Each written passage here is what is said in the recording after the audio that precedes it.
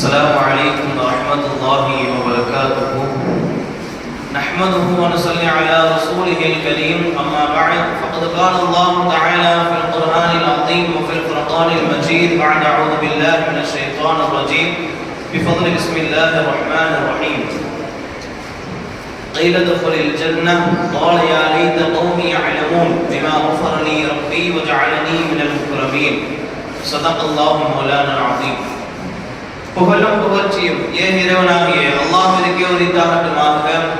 அவருடைய சலாமும் சமாதானமும் கண்மணி நாயகம் ரசூலுல்லாஹி ஸல்லல்லாஹு அலைஹி வஸல்லம் அன்னவர்களின் மீதும் அன்னவர்களின் அடிச்சுவற்றினை பின்பற்றி வாழ்ந்து மறைந்த உத்தம சத்திய சஹாபாக்கள், தாபிஈன்கள், தபஅ தாபிஈன்கள், நாதாக்கள், ஷுஹதாக்கள், சாலிஹீன்கள் இன்னும் நம் அனைவர் மீதும் என்றென்றும் நின்று நிலவட்டுமாக.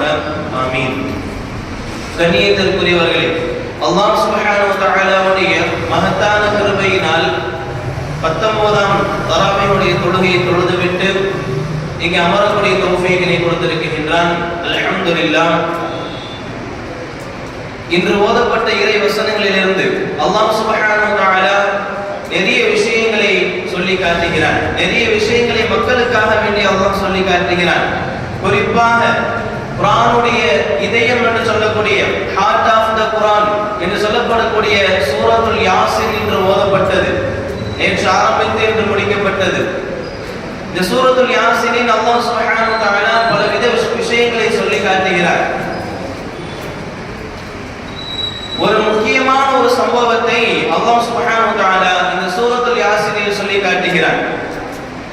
அல்லாஹ் சுப்ஹானஹு வ தஆலா இரண்டு நபிமார்களை ஒரு நகரத்திற்கு அல்லாஹ் அனுப்புகிறான். அந்த ஊருடைய பேர் என்னவென்று சொன்னால், வல்லுநர்கள் சொல்லி தருகிறார்கள், தப்சீர் விரிவுரையாளர்கள் சொல்லுகிறார்கள், அண்டாக்கியா என்ற ஒரு நகரம். இந்த நகரத்திற்கு அல்லாஹ் சுப்ஹானஹு வ தஆலா இரண்டு நபிமார்களை அல்லாஹ் அனுப்புகிறான். அனுப்பி வைத்து இஸ்லாத்தை பற்றி எடுத்துரைக்க சொல்லுகிறான். அவர்கள் எடுத்துரைக்கும் பொழுது அந்த மக்கள் எல்லாம் அவர்களை உதாசீனப்படுத்தினார்கள்.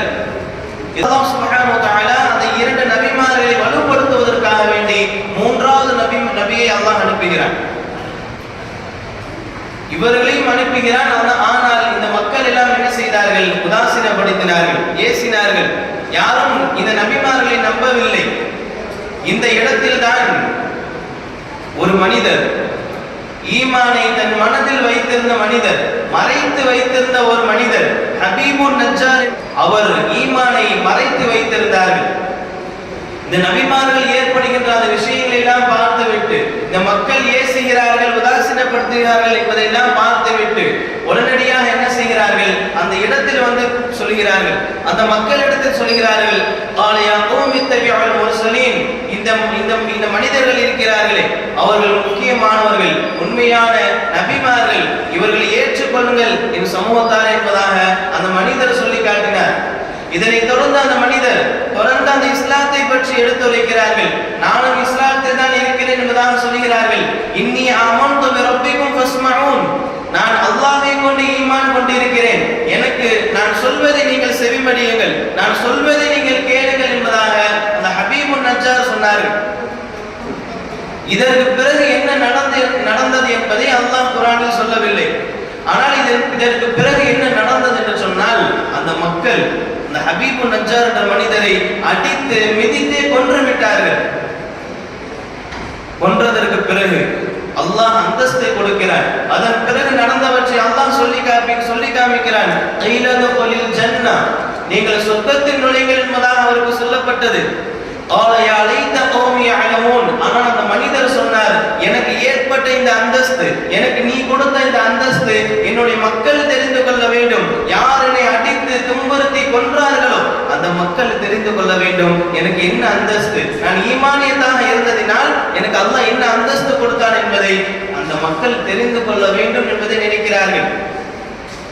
அதனை தொடர்ந்து அந்த மனிதர் சொல்கிறார், பிமா கஃபர லி ரப்பி வஜஅலனி மினல் முக்ரமீன், அல்லாஹ் எனக்கு பாவ மன்னிப்பை தந்து கண்ணியமானவர்கள் ஒருவராக ஆக்கி இருக்கிறானே, இந்த விஷயங்கள் எல்லாம் என்னை அடித்து கொன்ற என்னுடைய சமூகம் தெரிந்து கொள்ள வேண்டும் என்று அந்த மனிதர் சொல்கிறார்கள். இதற்கு பிறகு என்ன நடக்கிறது?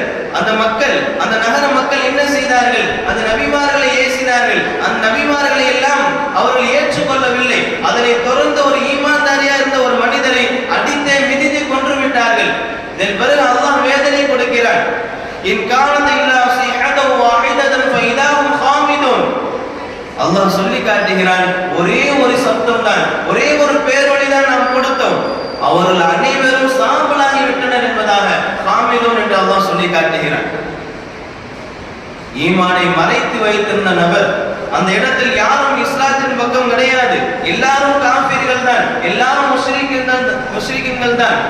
இருந்தாலும் கூட நபிமார்களுக்கு ஏதாவது ஒரு நடக்கிறது, அதை தொடர்ந்து இஸ்லாத்திற்கு எதிராக அவர்கள் பேசுகிறார்கள், நபிமார்களுக்கு எதிராக பேசுகிறார்கள். இதையெல்லாம் பார்த்துவிட்டு அவருடைய மனம் என்ன செய்ய உறுத்துகிறது, மனசாட்சி உறுத்துகிறது. அதனை தொடர்ந்துதான் அந்த உறுத்துவதின் தூண்டுதலின் காரணமாகத்தான் சென்று அந்த மனிதனிடத்தில் பேசினார்கள். இந்த சம்பவத்தினை அல்லாஹ் சுப்ஹானஹு வ தஆலா சூரத்துல் யாசீனில் வைத்திருக்கின்றான். இந்த சம்பவத்தை கொண்டு மனசாட்சியை பற்றி அல்லாஹ் சொல்லி காட்டுகிறான். மனசாட்சி என்பது அல்லாஹ்வுடைய அருட்கொடை என்பதாக சொல்லுகிறான். மனசாட்சி என்பது, உள்ளம் என்பது அல்லாஹ் கொடுத்த மிகப்பெரிய ஒரு அருட்கொடை, மிகப்பெரிய ஒரு அருட்கொடை. நமக்கு யாராவது ஒரு தீங்கு செய்து விட்டால் அல்லது அநீதி செய்து விட்டால், சொன்ன வேலையை செய்யாமல் இருந்து விட்டால், நாம் அவரிடத்தில் சொல்லக்கூடிய முதல் வார்த்தை, உனக்கெல்லாம் மனசாட்சி இருக்கா இல்லையா? இரக்கம் இல்லாமல் ஏதாவது ஒரு காரியத்தை செய்து விட்டால் நாம் சொல்லக்கூடிய வார்த்தை, உனக்கெல்லாம் மனசாட்சிங்கிறது உனக்கு இருக்கா இல்லையா? இந்த வார்த்தையை தான் கேட்போம். ஆனால் இது மிக முக்கியமான ஒன்று. நாம் பாவம் செய்கிற பொழுது, பாவமான காரியங்கள் எல்லாம் நமக்கு முன்னால் நடக்கிற பொழுது, இஸ்லாத்துக்கு எதிராக நாம் செய்யும் பொழுது, இஸ்லாத்துக்கு எதிராக நம் கண் முன்னால் நடைபெறும் பொழுது, நம்முடைய மனம், நம்முடைய உள்ளம், நம்முடைய மனசாட்சி உறுத்தல் வேண்டும். அப்படி உறுத்துகிறது என்று சொன்னால் அல்லாஹ் நம்மை நல்ல நிலையில் வைத்திருக்கிறான் என்றுதான் அர்த்தம். அப்படி ஒரு கால் உறுத்தவில்லை என்று சொன்னார், நாம் செய்கின்ற பாவங்கள் நம்முடைய மனதை உறுத்தவில்லை என்று சொன்னார், நம் கண்ணு முன்னால் ஒரு பாவம் நடக்கிறது, இஸ்லாத்திற்கு எதிராக ஒன்று நடக்கிறது, அந்த நிலையில் என்னுடைய மனம், என்னுடைய மனசாட்சி உறுத்தவில்லை என்று சொன்னால் நாம் பாவங்களினால் சூழ்ந்திருக்கிறோம் என்றுதான் அர்த்தம். ஷைத்தான் நாலாபுறம் சூழ்ந்திருக்கிறான் என்பதுதான் அர்த்தம். நாம் அல்லாஹ்விடத்தில் அதிகம் பிரார்த்தனை செய்ய வேண்டும். அல்லாஹ் ரஹ்மான் தௌஃபீக் செய்வானாக. சஹாபாக்கள் அப்படித்தான் இருந்தார்கள். மனசாட்சி எந்த அளவுக்கு முக்கியமானது தெரியுமா? உயிர் இருக்கிற வரைக்கும் ஆதிக்கம் செலுத்தக்கூடிய, உயிர் இருக்கிற வரைக்கும் ஆதிக்கம் செலுத்தக்கூடிய ஆற்றல் கொண்டது மனசாட்சி. சயீத் இப்னு அமீர் ரலியல்லாஹு அவர்களை பற்றி ஹஸரத் உமர் ரலியல்லாஹு இடத்தில் 4 வித குற்றச்சாட்டுகளை வைக்கிறார்கள். 4 விதமா அவர் இந்த மாதிரி செய்கிறார் என்பதாக 4 வித குற்றத்தை உமர் ரலியல்லாஹு இடத்தில் சயீத் ரலியல்லாஹு அவருடைய குற்றத்தை சொல்லி காட்டுகிறார்கள் மக்கள் எல்லாம். முதலாவது குற்றம் என்னவென்று சொன்னால், அவர் காலையில் தாமதமாக வருகிறார்கள், பணிக்கு தாமதமாக வருகிறார்கள். இரண்டாவது என்ன சொல்கிறார் என்று சொன்னால், இரவு நேரங்களில் எங்களுடைய முறையீடுகளுக்கு, நாங்கள் சொல்லுகின்ற அந்த விஷயங்களுக்கெல்லாம் அவர் செவி சாய்ப்பது கிடையாது. மூன்றாவது, மாதத்தில் ஒரு நாள், மாதத்தில் 2 நாட்கள் எங்களை தனிப்பட்ட முறையில் சந்திப்பதே கிடையாது, அதை விட்டும் அந்த மனிதர் தவிர்த்து கொள்கிறார்கள். நான்காவது குற்றத்தை சொல்கிறார்கள், இரவு சில நேரங்களில் அந்த மனிதர் என்ன செய்கிறார், சயீத் இப்னு அமீர் ரலியல்லாஹு அவர்கள் சில நேரங்களில் மயக்கம் உண்டாகி கீழே விழுந்து விடுகிறார். இந்த இப்படிப்பட்ட விதமான 4 குற்றத்தை உமர் ரலியல்லாஹு இடத்தில் சொல்லி காட்டும் பொழுது ஹஸரத் உமர் ரலியல்லாஹு அவர்கள் அல்லாஹ்விடத்தில் பிரார்த்தனை செய்கிறார்கள், யா அல்லாஹ், உன் பொறுப்பை சுமக்கக்கூடிய விஷயத்தில் நான் இவரை, சயீத் இப்னு அமீர் அவரை நான் கண்ணியமானவராகத்தான் கருதுகிறேன், கண்ணியமானவராக நான் அறிகிறேன். அந்த விஷயத்தில் என்னுடைய உள்ளத்தை விட்டு, அவருடைய கண்ணியத்தை என்னுடைய உள்ளத்தை விட்டு எடுத்து விடாதே என்பதால் அல்லாஹ்விடத்தில் பிரார்த்தனை செய்கிறார்கள். ஹஸரத் உமர் ரலியல்லாஹு அவர்கள் விசாரணைக்காக வேண்டி சயீத் இப்னு அமீர் ரலியல்லாஹு வரவழைக்கப்படுகிறார்கள். வரவழைத்து கேட்கிறார்கள், இவ்விதமான குற்றச்சாட்டுகள் எல்லாம் மக்கள் உங்கள் மீது வைக்கிறார்கள், நீங்கள் என்ன பதில் தர போகிறீர்கள்? அவர் படிப்படியாக ஒவ்வொரு விஷயத்திற்கும் நான் இதற்காக வேண்டிதான் இதை செய்தேன், இதற்காக வேண்டிதான் இதை செய்தேன் என்பதாக ஒவ்வொரு விஷயத்திற்கும் பதில் தருகிறார்கள். ஒவ்வொரு விஷயம் சொல்லும் பொழுதும் கூட நான் இதை சொல்வதற்கு ஒருபோதும் விருப்பம் கிடையாது, இருந்தாலும் சொல்ல வேண்டிய நிலை ஏற்பட்டதினால்தான் இதை நான் சொல்கிறேன் என்பதாக சொல்லி ஒவ்வொரு விஷயத்திற்கும் பதில் தருகிறார்கள். முதலாவது சொல்கிறார்கள், நான் ஏன் தாமதமாக வருகிறேன் என்பதாக. காலையில் எதன் காரணமாக தாமதமாக வருகிறேன் என்பதாக சொல்லும் பொழுது அந்த மனிதர் சொல்கிறார், என்னுடைய வீட்டில் வேலையாட்கள் கிடையாது,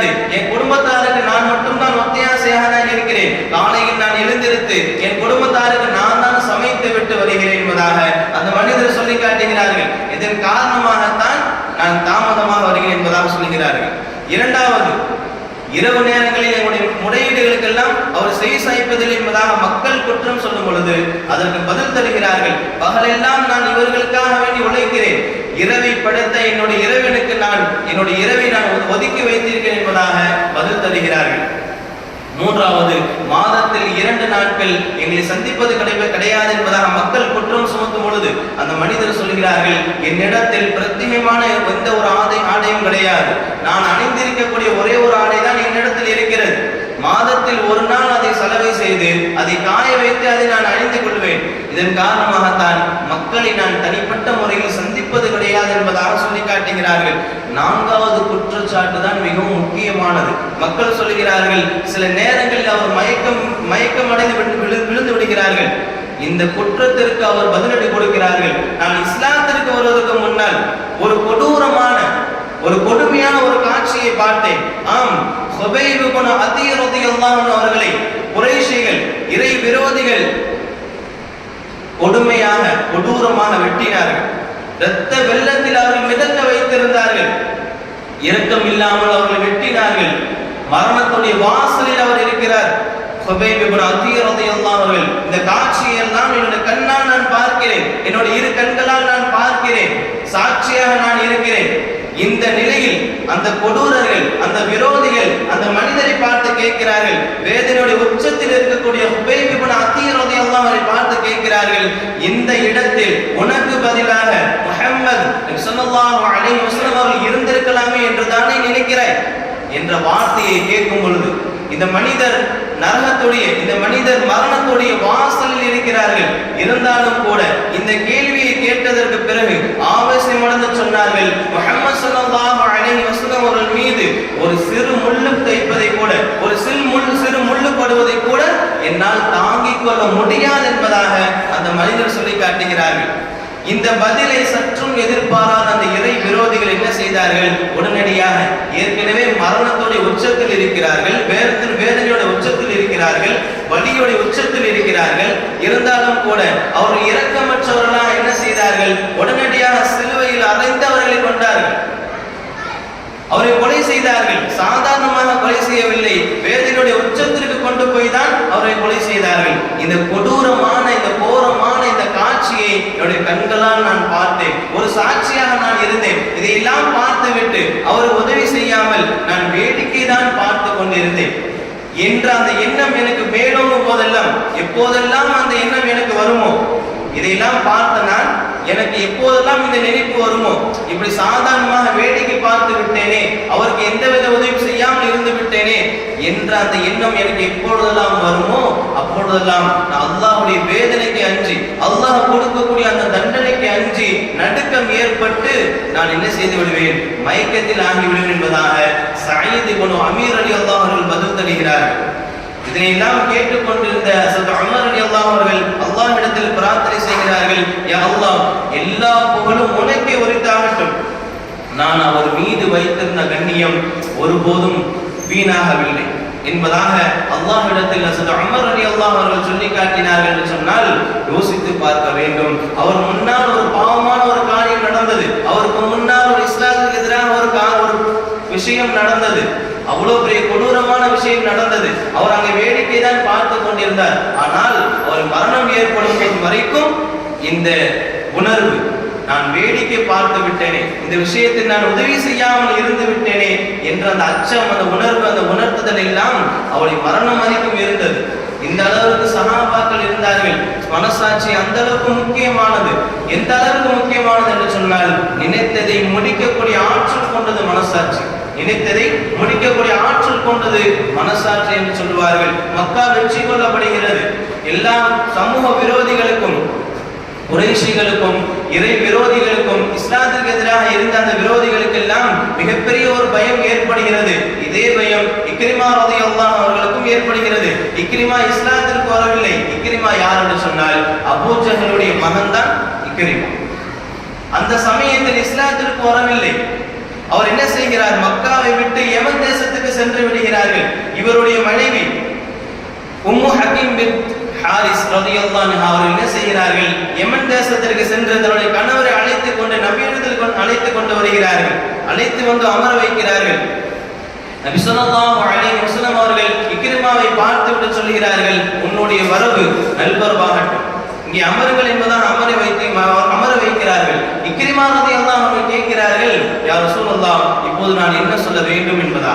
நபி அவர்கள் சொன்னார்கள், நீ கலிமாவை சொல், இஸ்லாத்திற்குள் வந்துவிடு, ஷஹாதாவை மொழி என்பதாக சொல்லும் பொழுது இக்ரிமா உடனடியாக இஸ்லாத்திற்கு வருகிறார்கள். இதனை தொடர்ந்து இக்ரிமா ரலியல்லாஹு அன்ஹு அவர்களை பார்த்து நபி அவர்கள் கேட்கிறார்கள், உனக்கு என்ன வேண்டும்? நீ எது கேட்டாலும் உனக்கு நான் தருகிறேன் என்பதாக நபி ஸல்லல்லாஹு அலைஹி வஸல்லம் அவர்கள் சொல்லும் பொழுது இக்ரிமா ரலியல்லாஹு அன்ஹு சொல்கிறார்கள், முதலில் நீங்கள் என்னை மன்னிக்க வேண்டும். உங்கள் மீது கொண்ட பகைமையின் காரணமாக உங்களுக்கு பலவிதமான முறையில் நான் ஏசி இருக்கிறேன், தவறாக நான் பேசி இருக்கிறேன், போரில் கண்மூடித்தனமாக நான் நடந்து கொண்டிருக்கிறேன். இதற்கெல்லாம் சேர்த்து நீங்கள் முதலில் என்னை மன்னிக்க வேண்டும் என்பதாக இக்ரிமா ரலியல்லாஹு அன்ஹு சொல்லி காட்டுகிறார்கள். இதனை அடுத்து நபி ஸல்லல்லாஹு அலைஹி வஸல்லம் அவர்கள் தன்னுடைய இரு கைகளை ஏந்தி அல்லாஹ்விடத்தில் துஆ செய்கிறார்கள், யா அல்லாஹ், இக்ரிமா என்னை ஏசியதற்கும் என் மீது பகைமை கொண்டதற்கும் எனக்கு எதிரான போர் நடத்தியதற்கும் நீ அனைத்திற்குமாக மன்னிப்பு வழங்க என்பதாக இக்ரிமா ரலியல்லாஹு அவர்களுக்கு மன்னிப்பை வழங்கி தந்தார்கள் நபி ஸல்லல்லாஹு அலைஹி வஸல்லம் அவர்கள். இதெல்லாம் கேட்டுக்கொண்டிருந்த இக்ரிமா ரலியல்லாஹு சொல்லி காட்டுகிறார்கள், அல்லாஹ்வின் சத்தியமாக நான் இந்த மார்க்கத்தை தடுப்பதற்கு எந்த அளவுக்கு நான் செலவு செய்தனோ அதை விட இந்த மார்க்கம் உயர்வுக்கு, இந்த இஸ்லாம் வளர்ச்சி அடைவதற்கு நான் பல மடங்கு செலவு செய்வேன் என்பதாக சொல்லி காட்டுகிறார்கள். இதனை தொடர்ந்து இக்ரிமா ரலியல்லாஹு சொல்லி காட்டுகிறார்கள், இந்த மார்க்கத்தை தடுப்பதற்கு நான் எந்த அளவுக்கு போரில் ஈடுபட்டேனோ அதே லெவலுக்கு, அதை விட அதிகமான முறையில் நான் என்ன செய்வேன், அல்லாஹ்வுடைய பாதையில் இந்த இஸ்லாம் வளர்ச்சி பெறுவதற்கு நான் போராடுவேன் என்பதாக இக்ரிமா ரலியல்லாஹு அன்ஹு சொல்லிவிட்டு சென்று விடுகிறார்கள். தன்னுடைய மனதில் மிகப்பெரிய ஒரு உணர்வு, மனசாட்சி உறுத்தி கொண்டே இருந்தது. நபியை நான் பகைத்துக் கொண்டேன், நபியை தவறாக ஏசி விட்டேன், இஸ்லாத்திற்கு எதிராக நான் பலவிதமான முறையில் போரிட்டேன் என்ற அந்த உணர்வு, அந்த உணர்ச்சி இஸ்லாத்திற்கு வந்ததற்கு பிறகு மிகப்பெரிய ஒரு உணர்த்துதலாக இருந்தது இக்ரிமா ரலியல்லாஹு அவர்களுக்கு. இதனை அடுத்து நபியிற்கு சென்று உட்கார்ந்து அமர்ந்து இந்த விஷயங்கள்லாம் நடந்ததற்கு பிறகுதான் அவருக்கு அந்த மனசாட்சி கொஞ்சம் நிம்மதி அடைந்தது. முழுமையான நிம்மதி எப்போது அடைந்தது தெரியுமா? யமாமா யுத்தகலம் நடக்கிறது, அந்த யுத்தகலத்தில் போரில் சென்று ஷஹீதாக்கப்படுகிறார்கள். அதனை தொடர்ந்துதான் அவருடைய மனசாட்சி அமைதி அடைகிறது. இந்த அளவிற்கு நினைத்ததை முடிக்கக்கூடிய ஆற்றல் கொண்டது மனசாட்சி நம்மிடத்திலும் இருக்கிறது. ஆனால் நல்லவையாகத்தான் அதை பயன்படுத்திக் கொள்ள வேண்டும். தீய செயலுக்கோ பாவமான செயலுக்கோ நாம் பயன்படுத்தி விடக்கூடாது. நன்மையான விஷயங்கள் எவ்வளவு தூரமாக இருந்தாலும், அது எவ்வளவு பெரிய லெவல்ல இருந்தாலும், அதை அடையிறதுக்கு நாம் எந்த லெவலுக்கு வேணா செய்யலாம், எந்த அளவுக்கு மனசாட்சி வச்சுக்கலாம். ஆனால் தவறான விஷயங்களுக்கு நம்முடைய உள்ளத்தை கொண்டு வந்து விடக்கூடாது. நம் உள்ளம் தூண்டினாலும் அதன் பக்கம் போய்விடக்கூடாது. அல்லாஹ் ரஹ்மான் தௌஃபீக் செய்வானாக. மனசாட்சி என்பது எந்த அளவுக்கு முக்கியம் என்று சொன்னால், பாவ மன்னிப்பை பெற்றுத் தரக்கூடிய மனசாட்சி இருக்கிறது. சஹாபாக்கள் அப்படித்தான் இருந்தார்கள். ஹஸரத் அபூ லுபாபா ரலியல்லாஹு அவர்கள் பிரபல்யமான ஒரு சஹாபி. பனு குறைலா என்ற ஒரு யுத்தம் நடக்கிறது. அந்த யுத்தத்தின் போது பனு குறைலாவுடைய வர்த்தகத்தினரை நபித்தோழர்கள் எல்லாம் முற்றுகையிடுகிறார்கள். அந்த வர்த்தகத்தினர் வேறு வழியின்றி அந்த நபித்தோழர்களுக்கு மத்தியில் சரணடைய நினைக்கிறார்கள். தன்னிடத்தில் இருந்த அந்த ஆயுதங்களை எல்லாம் கீழே போட்டுவிட்டு சரணடைய நினைக்கிறார்கள். அறியாமை காலத்தில் அபூ லுபாபா ரலியல்லாஹு அவர்களுக்கும் இந்த பனு குறைலா வர்த்தகத்தினருக்கும் மிகப்பெரிய ஒரு நெருக்கம் இருந்தது. இதனை அடுத்து அந்த வர்த்தகத்தினர் நபித்தோழர்களை பார்த்து கேட்கிறார்கள், நாங்கள் சரணடைந்து விட்டால் நபியோட எண்ணம் என்னவாக இருக்கும், நபி அவர்கள் எங்களை என்ன செய்வார்கள் என்பதால் அழுது கேட்கிறார்கள். இந்த நேரத்தில் ஹஸரத் அபூ லுபாபா ரலியல்லாஹு அவர்கள் சாடை செய்கிறார்கள். தன்னுடைய கையை கழுத்தில் வைத்து சாடை செய்கிறார்கள். அதாவது நபி அவர்கள் உங்களை வெட்டி விடுவார்கள். ரகசியமான ஒரு விஷயத்தை வெளிப்படுத்துகிறார்கள். யுத்த ரகசியத்தை வெளிப்படுத்தி விட்டார்கள் ஹஸரத் அபூ லுபாபா ரலியல்லாஹு அவர்கள். இதனை அடுத்து அவருடைய மனம் உறுத்துகிறது, அவர் மனசாட்சி உறுத்துகிறது. நாம் செய்தது மிகப்பெரிய ஒரு பாவம், ஒரு பாவமான செயல், இஸ்லாத்திற்கு எதிரான செய்த ஒரு செயலில் மிகப்பெரியது அது என்பதாக மனது உறுத்துகிறது. உடனடியாக என்ன செய்கிறார்கள் அந்த சஹாபி, மஸ்ஜித் நபவிக்கு செல்கிறார்கள். அங்கே இருக்கக்கூடிய மரத்தூண்களில் ஒரு தூணில் தனக்குத்தானே கட்டி கொள்கிறார்கள். கயிறுகளால் கட்டி கொண்டு சொல்லுகிறார்கள், அல்லாஹ் என்னை மன்னிக்கும் வரைக்கும், அல்லாஹ் என்னுடைய தௌபாவை ஏற்றுக்கொள்ளும் வரைக்கும் நான் என்ன செய்ய மாட்டேன், என்னை நான் அவிழ்த்துக் கொள்ள மாட்டேன் என்பதாக உறுதிமொழி எடுக்கிறார்கள். இதனை நபி ஸல்லல்லாஹு அலைஹி வஸல்லம் அவர்கள் தெரிந்தவுடன் நபி ஸல்லல்லாஹு அலைஹி வஸல்லம் சொல்கிறார்கள், இந்த அபூ லுபாமா என்னிடத்தில் நேரடியாக வந்திருந்தால் நான் அல்லாஹ்விடத்தில் அவருக்காக வேண்டி நான் பாவ மன்னிப்பு கேட்டிருப்பேன். ஆனால் அவர் நேரடியாக அல்லாஹ்விடத்தில் முறையிட்டு விட்டார்கள். அப்படி இருக்கும் பொழுது நான் என்ன செய்ய முடியும் என்பதாக சொல்லிவிடுகிறார்கள். பல நாட்கள் கழிகிறது. அந்த மனிதர் அங்கேயே இருக்கிறார்கள். சுய தேவைகளுக்காக மட்டும் மனைவியோ அல்லது மகளோ வந்து கயிற்றை அவிழ்த்து விடுவார்கள். இவர் தன்னுடைய தேவைகளை முடித்ததற்கு பிறகு மறுபடியும் அங்கு வந்து நின்றுவார்கள். அவர்கள் கட்சி விடுவார்கள். இப்படியே பல நாட்கள் கழிகிறது. அவர் எந்த ஒரு உணவையும் சாப்பிடுவது கிடையாது, தண்ணீரை குடிப்பது கிடையாது, பசியினாலே இருக்கிறார்கள். கண்கள் எல்லாம் இருள் சூடுகிறது, காதெல்லாம் அடைக்கிறது. இந்த லெவலுக்கு வந்ததற்கு பிறகு ஒரு நாள் தஹஜ்ஜுடைய நேரத்தில் நபி ஸல்லல்லாஹு அலைஹி வஸல்லம் அவர்களுக்கு வஹி வருகிறது. அல்லாஹ் ஆயத்தை இறக்குகின்றான். என்ன ஆயத் என்று சொன்னால், ஆகிருன் அத்தரஃபு பிதுனூபிஹிம், சில மனிதர்கள் தன்னுடைய பாவங்களை ஒப்புக்கொள்கிறார்கள், தான் செய்த அந்த தவறுகளை ஒப்புக்கொள்கிறார்கள். இதனை தொடர்ந்து அல்லாஹ் சொல்கிறான், அவர்களுக்கு அல்லாஹ் பாவ மன்னிப்பை கொடுக்கிறான், பாவ மிச்சை கொடுக்கிறான் என்பதாக அல்லாஹ்வுடைய அந்த இறை வசனம் தஹஜ்ஜுடைய நேரத்தில் நபி அவர்களுக்கு வருகிறது. இதனெல்லாம் அறிந்து கொண்ட நபி தோழர்கள் இந்த அபூ லுபாமா கட்டியிருந்த அந்த கயிற்றை அவிழ்ப்பதற்காக வேண்டி வருகிறார்கள். ஆனால் அபூ லுபாமா என்ன சொல்லிவிடுகிறார்கள், நபி ஸல்லல்லாஹு அலைஹி வஸல்லம் முபாரக்கான கைகளால் தான் இந்த கைகளை அவிழ்த்து விட வேண்டும், அப்படி என்றால் தான் நான் சம்மதிப்பேன் என்பதாக இந்த சஹாபி சொல்லிவிடுகிறார்கள். நபி ஸல்லல்லாஹு அலைஹி வஸல்லம் அவர்கள் சுபஹ் தொழுகைக்காக வேண்டி தன்னுடைய இல்லத்திலிருந்து வெளியே வந்து மஸ்ஜித் நபவிக்கு வருகிறார்கள் சுபஹ் தொழுவதற்காக வேண்டி. அப்போ வரும் பொழுதுதான் நபி ஸல்லல்லாஹு அலைஹி வஸல்லம் அவர்கள் தன்னுடைய முபாரக்கான கைகளால் அந்த கயிற்றை அவிழ்த்து விடுகிறார்கள். இந்த அளவிற்கு அவருடைய மனசாட்சி உறுத்தியது. தான் செய்த ஒரு மிகப்பெரிய ஒரு தவறு, இஸ்லாத்திற்கு எதிராக ஒரு தவறை நான் செய்து விட்டேன், இஸ்லாத்துக்கு எதிராக எந்த ஒரு தவறையும் செய்துவிடக் கூடாது. அப்படி செய்தால் அதற்கு தௌபா ஏற்றுக்கொள்ளும் வரைக்கும், நான் செய்கின்ற தௌபா ஏற்றுக்கொள்ளும் வரைக்கும் நான் இந்த இடத்தை விட்டு நகர மாட்டேன் என்பதாக தனக்குத்தானே தண்டனை வழங்கி கொண்டார்கள் ஹஸரத் அபூ லுபாமா ரலியல்லாஹு அவர்கள். இப்படித்தான் நம்முடைய மனசாட்சி இருக்க வேண்டும். நமக்கு முன்னால் ஒரு பாவமான காரியம் நிகழ்கிறது, இஸ்லாத்திற்கு எதிராக மட்டுமா என்பது கிடையாது. நமக்கு முன்னால் ஒரு பாவமான காரியம் நிகழ்கிறது என்று சொன்னால், அல்லது நாமே ஒரு பாவமான காரியம் செய்கிறோம் என்று சொன்னால், நம்முடைய மனசாட்சி உறுத்த வேண்டும், கொஞ்சமாவது உறுத்த வேண்டும். அப்படி உறுத்தவில்லை என்று சொன்னால் நாம் மிகப்பெரிய ஒரு கேடில் தான் இருக்கும் என்றுதான் அர்த்தம். காரணம், அந்த அளவுக்கு ஷைத்தான் அந்த அளவுக்கு மூழ்கி இருக்கிறான் நம்மிடத்தில், நாலாபுரம் நம்மிடத்தில் இருக்கிறான் என்பதுதான் அர்த்தம். ஒரு கால் உணர்த்தியது என்று சொன்னால், உறுத்தியது என்று சொன்னால் நம் நல்ல நிலையில் இருக்கிறோம் என்பதுதான் அர்த்தம். அல்லாஹ் நல்ல இடத்தில் வைத்திருக்கிறான் என்பதுதான் அர்த்தம். அல்லாஹ்விடத்தில் நாம் அதிகம் அதிகம் துஆ செய்ய வேண்டும், நம் மனது ஓர்மைப்பட வேண்டும். அல்லாஹ் நமக்கு நல்ல விஷயங்களை வலியுறுத்தி கொடுப்பானாக. ஆஃபிரு தஅவானா அல்ஹம்துலில்லாஹி ரப்பில் ஆலமீன். அஸ்ஸலாமு அலைக்கும் வரஹ்மத்துல்லாஹி